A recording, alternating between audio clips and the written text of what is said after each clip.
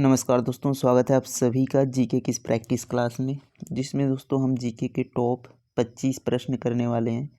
और ये प्रश्न ऐसे होंगे दोस्तों जो कई एग्ज़ाम में पूछे गए हैं और आने वाले सभी एग्ज़ाम के लिए बहुत ही महत्वपूर्ण होंगे। तो लास्ट में आप अपना स्कोर ज़रूर शेयर करेंगे दोस्तों कि 25 में से आपके आज के इस सेट में कितने क्वेश्चंस आपने सही किए हैं। चलिए देखते हैं पहले क्वेश्चन से। पहला क्वेश्चन है कि स्वतंत्र भारत की पहली जनगणना कब हुई? बताएंगे आप सभी, स्वतंत्र भारत की पहली जनगणना कब हुई थी? तो 1951 में स्वतंत्र भारत की पहली जनगणना हुई थी। ए वाला क्या हो जाएगा? करेक्ट आंसर हो जाएगा 1951 में। नेक्स्ट क्वेश्चन देखें। बताएंगे नेक्स्ट क्वेश्चन है, सारे जहां से अच्छा हिंदुस्तान हमारा किसका कथन है? सारे जहां से अच्छा हिंदुस्तान हमारा किसका कथन है यह? तो ऑप्शन सी दोस्तों इसका सही उत्तर हो जाएगा, मोहम्मद इकबाल द्वारा कहा गया है। तो सी वाला यहाँ पर करेक्ट आंसर हो जाएगा। किसका कथन है? मोहम्मद इकबाल का, याद रखेंगे। अगला प्रश्न देखें।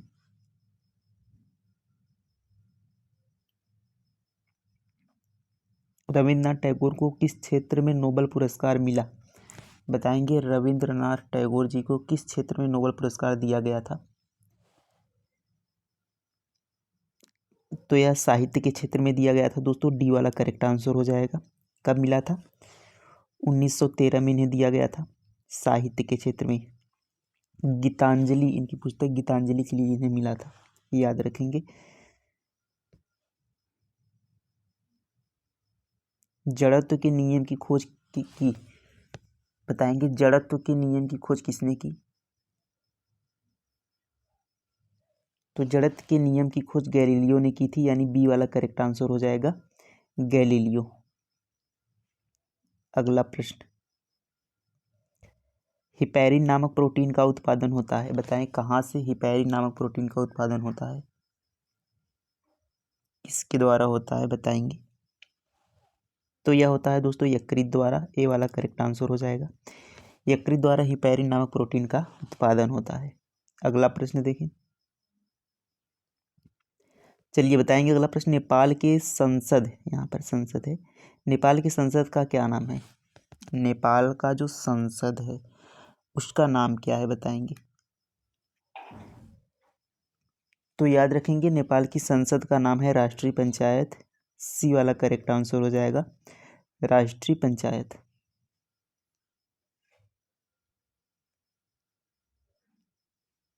विश्व हिंदी दिवस कब मनाया जाता है? बताइए विश्व हिंदी दिवस कब मनाया जाता है?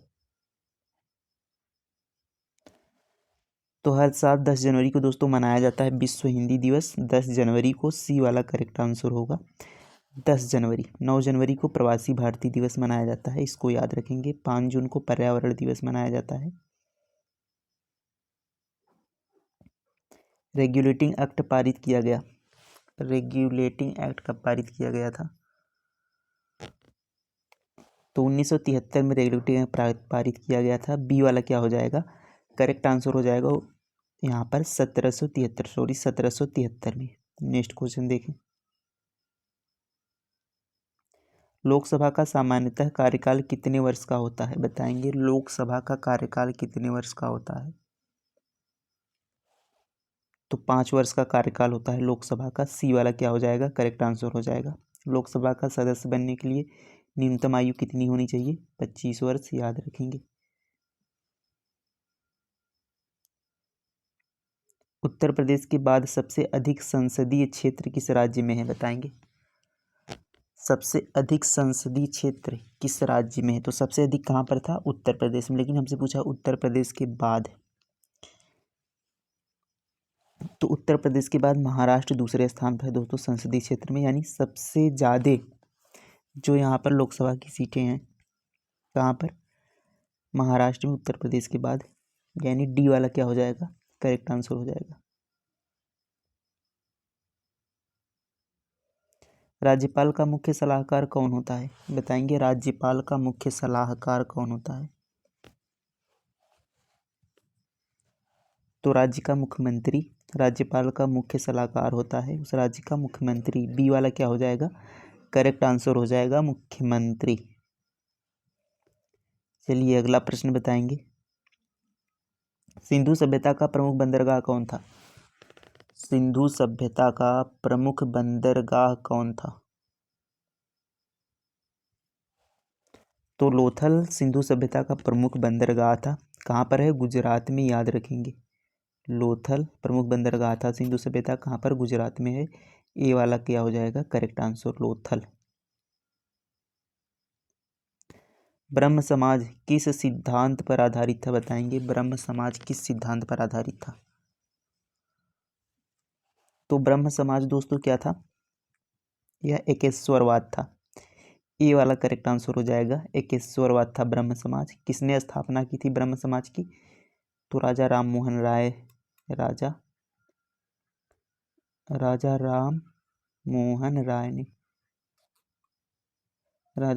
राय ने ब्रह्म समाज की स्थापना की थी। और यह कौन सा सिद्धांत था इसका? एकेश्वरवाद का। नेक्स्ट क्वेश्चन देखें। मुगल सम्राट औरंगजेब का संबंध किस वाद्य यंत्र से? बताएंगे। जो मुगल सम्राट औरंगजेब था वह कौन सा वाद्य यंत्र बजाता था? तो वीणा से उसका संबंध था, वह वीणा बजाता था। वीणा क्या बजाता था? वीणा बजाता था। सी वाला करेक्ट आंसर होगा। नेक्स्ट क्वेश्चन देखें। वंशागति के अध्ययन से संबंधित जीव विज्ञान की शाखा है। तो जीव विज्ञान की वह कौन सी शाखा है जिससे वंशागति का अध्ययन किया जाता है? तो वह आनुवांशिकी। आनुवांशिकी के अंतर्गत दोस्तों वंशागति का अध्ययन किया जाता है। सी वाला करेक्ट आंसर होगा। अगला प्रश्न देखें। बताएंगे। नेक्स्ट क्वेश्चन है कि निम्नलिखित में से किस खिलाड़ी को हॉकी का जादूगर कहा जाता है? किस खिलाड़ी को हॉकी का जादूगर कहा जाता है? तो मेजर ध्यानचंद जी को हॉकी का जादूगर कहा जाता है। ए वाला करेक्ट आंसर होगा, मेजर ध्यानचंद।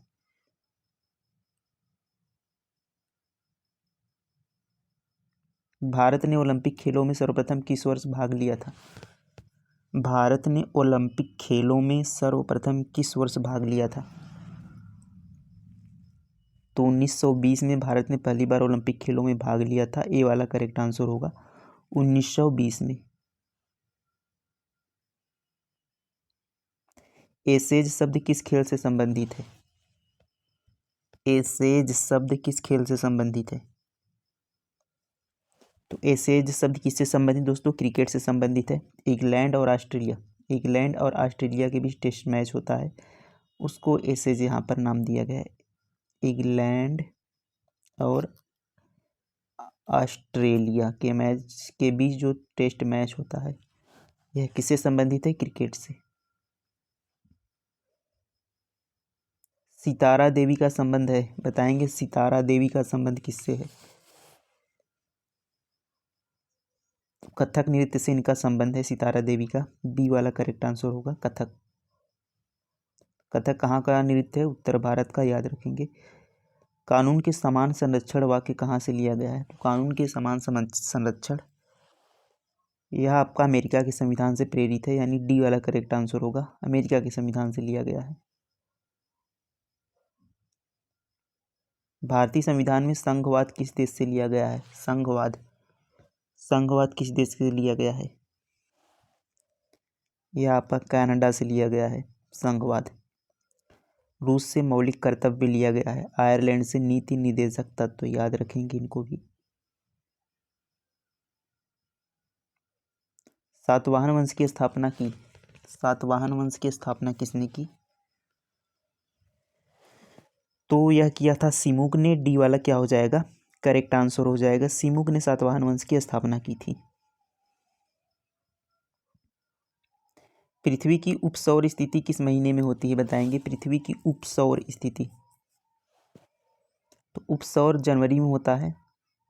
3 से 5 जनवरी के, यहाँ पर 2 से 5 जनवरी के बीच उपसौर की, 2 से 5 याद रखेंगे, 2 से 5 जनवरी के बीच उपसौर की स्थिति होती है जनवरी में।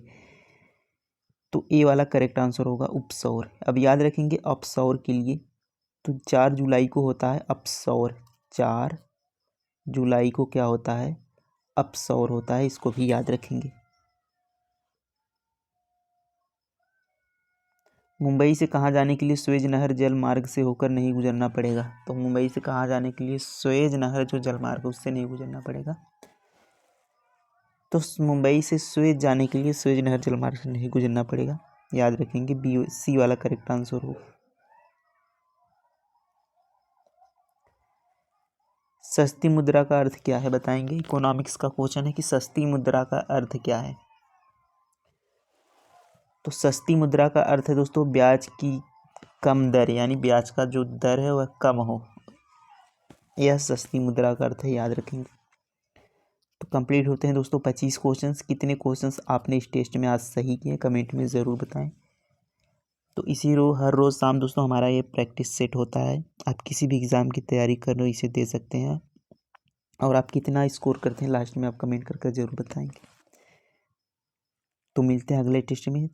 थैंक यू, धन्यवाद, जय हिंद।